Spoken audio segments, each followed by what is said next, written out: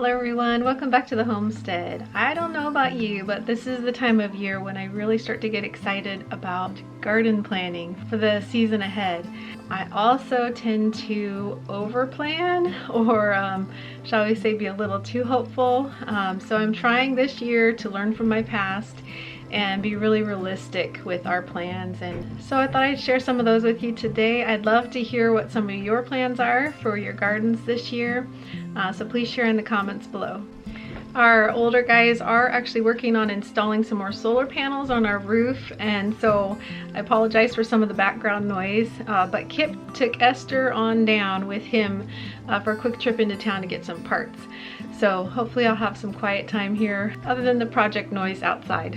I also just got all of our seeds for the year as well, so I'm going to share some of those with you toward the end of the video.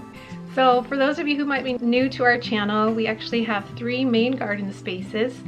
The first space that we started is what I call our kitchen garden, and it is basically just off our patio, and it encompasses our whole east side of our yard, and we're gradually working our way around the back of the house. So it's quite a large space now. It's just been growing. Every year it grows a little bit bigger. And that space has a lot of perennials and fruit trees, berry bushes, but we do have about 10 annual beds that we grow just annual crops in every year. So for this year, what I really want to work on is getting the pathways between those annual beds looking better.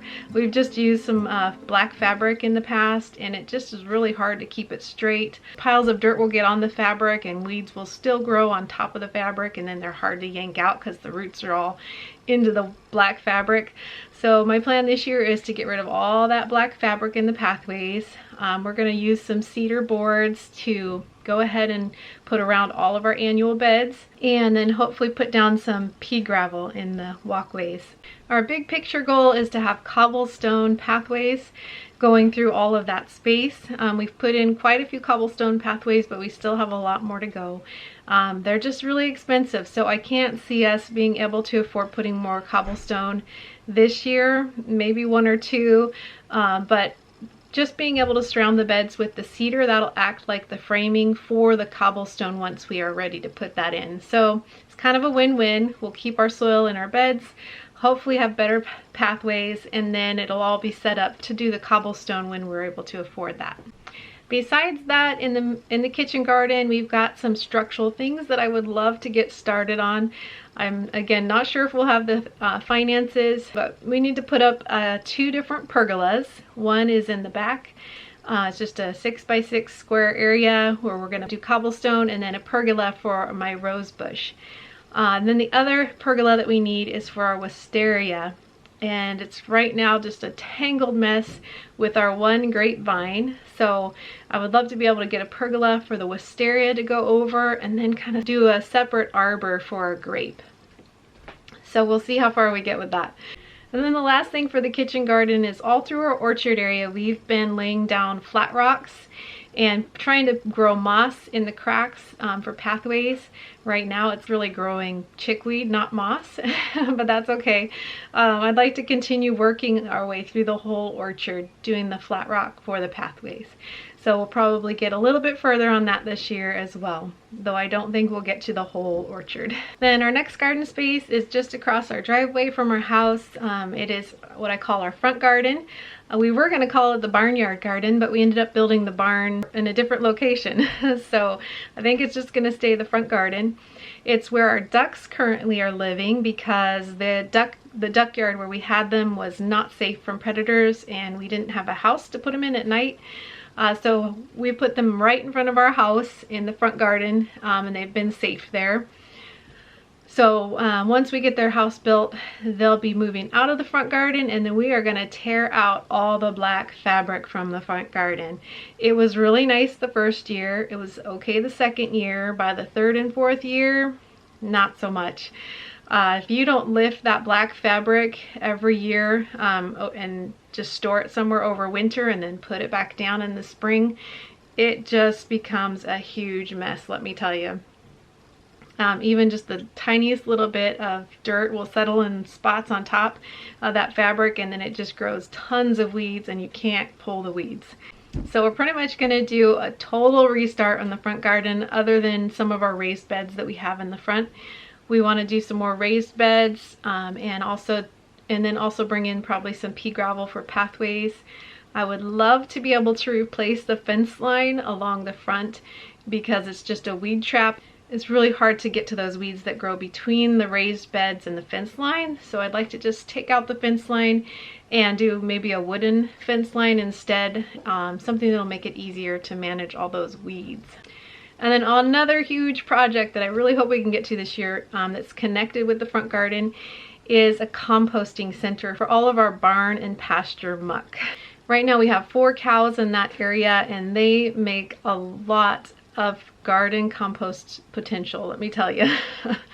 I was out there today getting some really good exercise, scooping up the poo and putting it in the pile. So anyway, we started a huge mound right out there on the edge of the pasture, and our goal is to create 2 fairly large compost bins that we can use to pile all of that through the winter, and then we'll turn it once. So anyway, the plan is that every year we'll be able to have a whole finished bin full of that compost, equaling about 12 cubic yards of compost. So those compost bins will become the new back fence line for our front garden. So that's a pretty big project, but it will save us so much money. Being able to have that much compost to put in our gardens every year will just be amazing.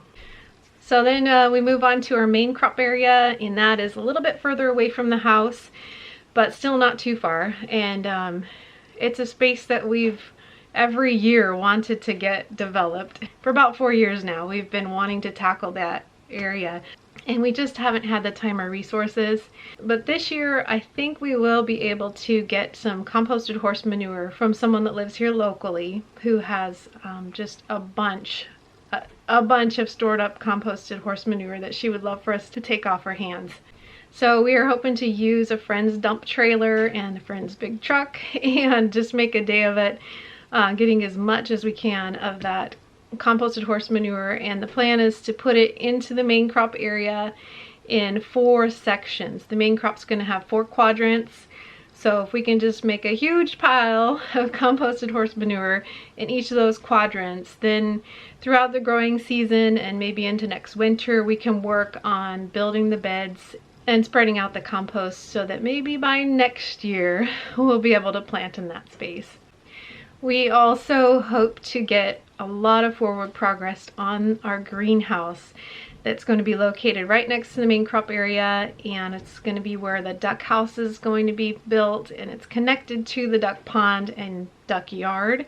So the ducks will be able to be free to go to their pond and play all day in their yard, and then at night we'll be able to bring them into a separate duck house in the greenhouse where they'll be safe from predators and a little bit warmer. And through the winter, hopefully them being in there will keep the greenhouse a little bit warmer as well.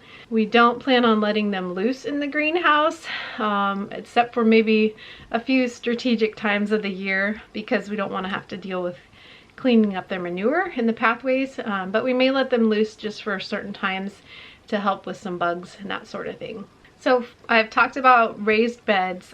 For the raised beds in our front garden and the main crop area, we're really hoping to go with 2x10 pine. We have just used whatever free stuff or cheap stuff we could get in the past.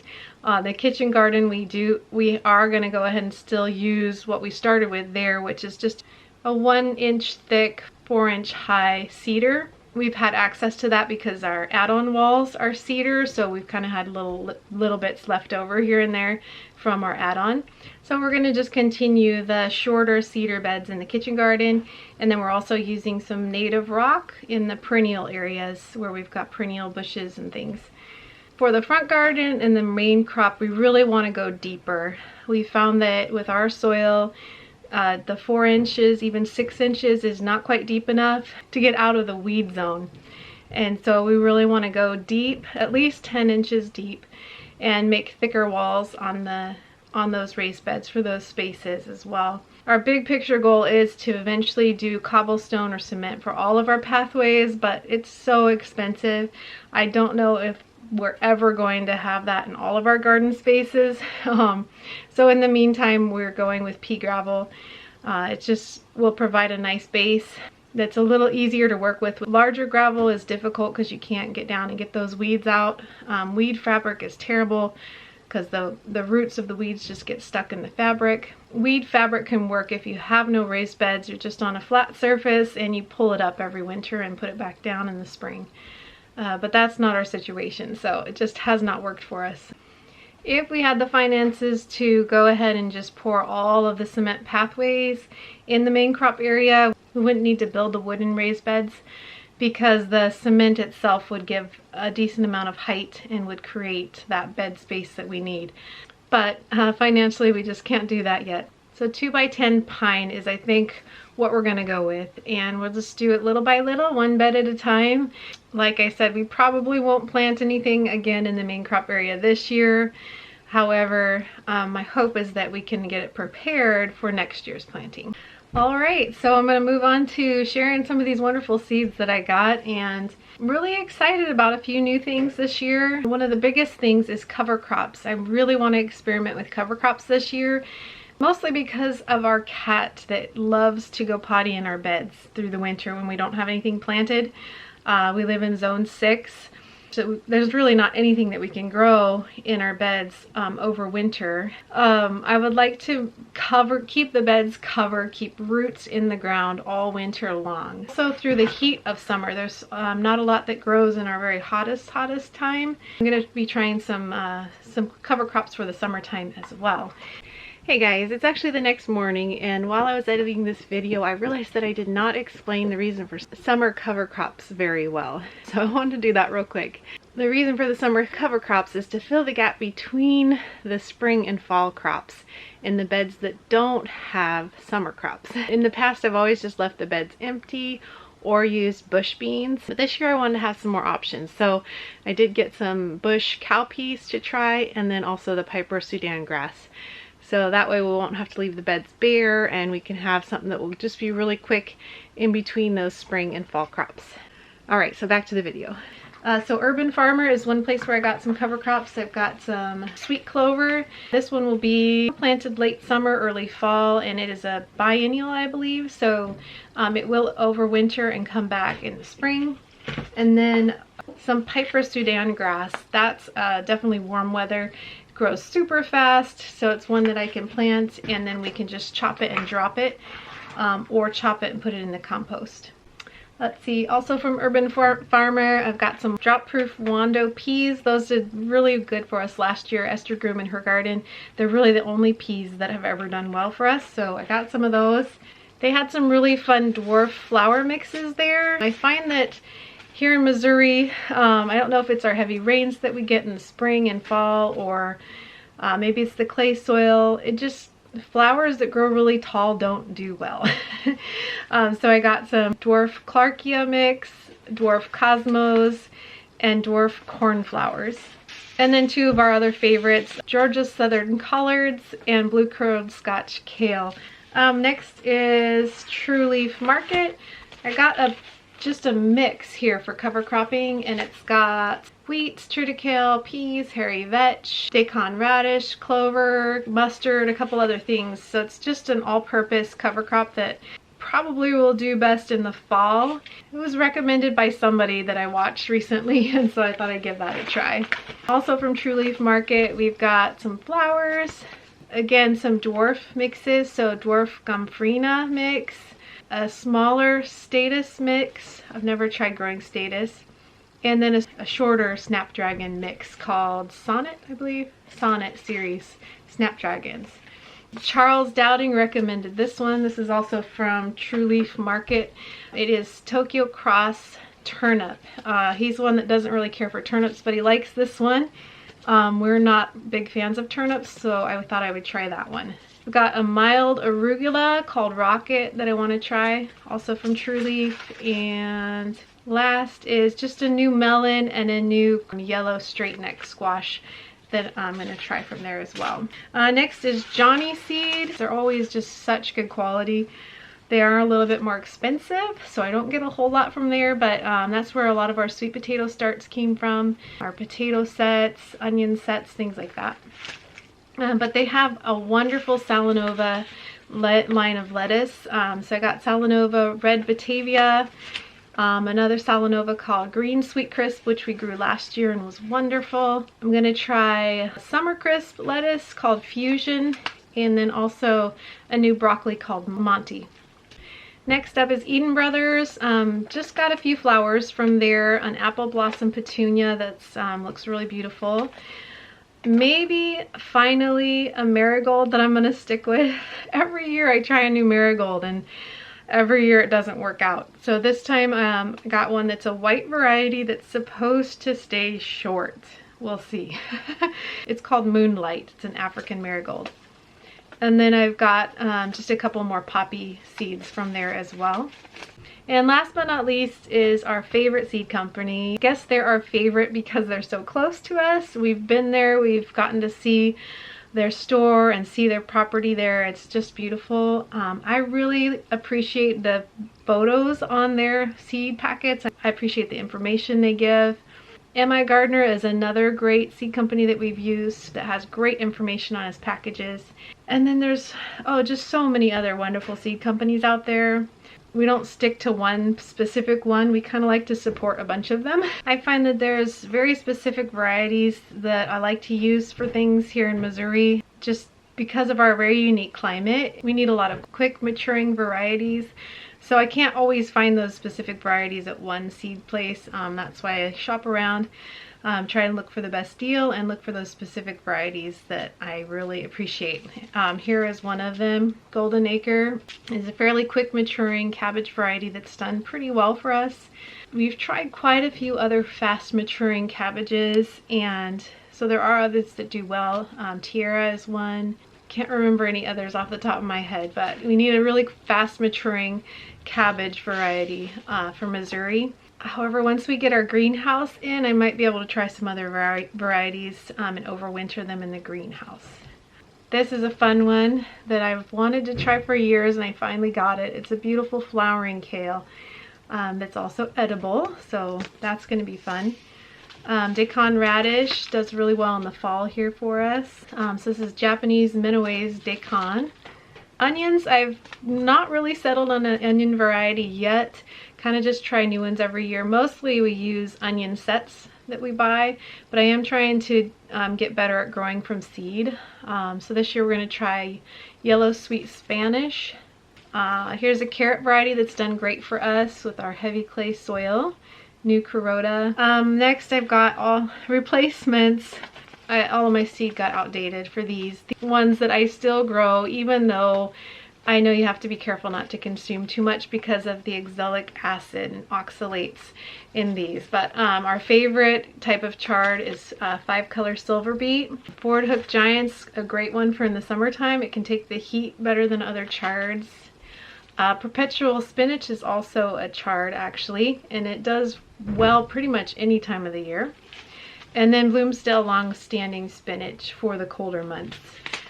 So the way we eat these greens is we boil them and dump the water out. I know that doesn't get rid of all of the oxalates, but it does help. And then also if you're eating foods that contain a lot of oxalates, you can combine them with dairy or lemon, things that will help neutralize those oxalates. And if you're not familiar with oxalates or oxalic acid, it's simply a natural acid that's in these plants that can bind up and steal and rob nutrients like calcium from the body. So you just want to be careful not to get too much of them. So cooking, fermenting, sprouting, all of those methods help to decrease the negative effect of the oxalic acid. All right, this is a fun one. Tip Top Rose. It's a nasturtium that's not your typical nasturtium color, so I'm looking forward to growing that this year. Here's one of my favorite basils. It's called Emily, and it's just like your Genovese basil, but it's small, it's short. We need short here in Missouri, so it's one of my favorites. And then the last things are Baker Creek always sends free seeds if you order a certain amount of seeds. So this year we got one of my favorite lettuces, Merlot, and pepper. Datil pepper. It's supposed to be a really hot one. Kip will like that. So that's about it. I didn't share every last seed that we got, but almost. So anyway, that's where we're at with garden plans for 2023. That's where we're at with our seeds. Really excited for this coming year. Looking forward to sharing much of the journey with you guys, just as we've done over the past 5 years. Almost 6 now. Pretty amazing. Real quick before I go today, we have a bunch of thank yous to give. We received a bunch of packages this last week, so we want to say thank you to some special people. Thank you so much for the new shoes. Thanks for the new jeans. I really needed these. Yep, you put holes in jeans so fast. Uh-huh. And it's pretty cold right now. Yep. Thank you to the awesome person who got me these. Are you gonna share those? Probably. Thank you to Joanne and Leon for this beautiful letter. Yes, super beautiful handwritten letter. Very artistic. And for this head covering. And for this cute little tea set. And this beautiful flower book. And thank you to the person who got me this dress. Beautiful, looks really comfy. And last, thank you to Ariel for these nightgowns. Thank you to whoever got me these jeans. Thank you to whoever got me this big old warm jacket. It's a little big, but it's gonna fit you for a couple of years at least, huh? So nice and cozy. And then also, you got a bunch of leggings. Thank you for the leggings. 4 pairs, huh? And thank you also to those who've made purchases off of our new shop. We really appreciate that. Shipping is just really outrageous these days, guys. So we are working on doing some more digital items. I just finished my first ebook. I need to have it edited, and then I'm hopeful we'll be able to offer that. Thank you for the encouragement that you guys gave about homeschool ebook and herb ebook. I do have a good friend that I'm hoping will be able to help me write those and put those together. So they're not going to be long ebooks. They'll be fairly short, compact, simple. That's what I like. And so those will eventually be other options at our shop. Thank you so much for letting me chat with you about gardening today. It's been fun. If you are new to our channel, welcome. If you have not hit the subscribe button and you enjoy our videos, please do that. As always, thank you so much to our patrons who make these videos possible. You guys are awesome. And until next time, we pray blessings over you and yours. Whatever you do, do it with your whole heart.